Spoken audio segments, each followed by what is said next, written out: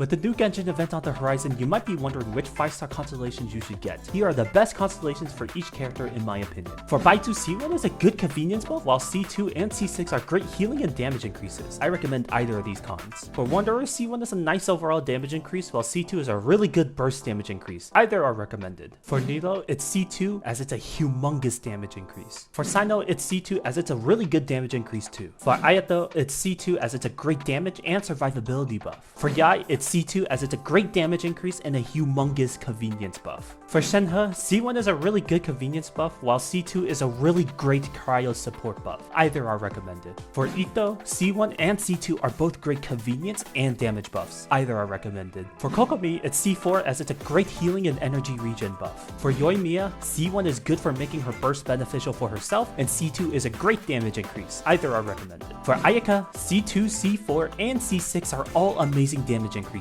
Either can work. For Eula, it's C1 as it's a great physical damage increase. For Hu Tao, 100% it's C1. It's an amazing convenience and overall damage buff. For Xiao, it's C1 as it's a pretty good convenience buff. For Albedo, it's C2 as it's a pretty good burst damage increase. For Child, it's C1 as it's a really nice convenience buff. For Klee, it's C2 as it's a really good damage increase. For Ganyu, C1 is an amazing damage and energy buff, C2 is a nice convenience buff, and C4 and C6 are all good damage increases too. Either of these can work. And those are all the constellations I recommend. I'm not doing the standard characters, because if you really want their constellations, I recommend using the free standard 5-star selector instead. What constellations are you getting?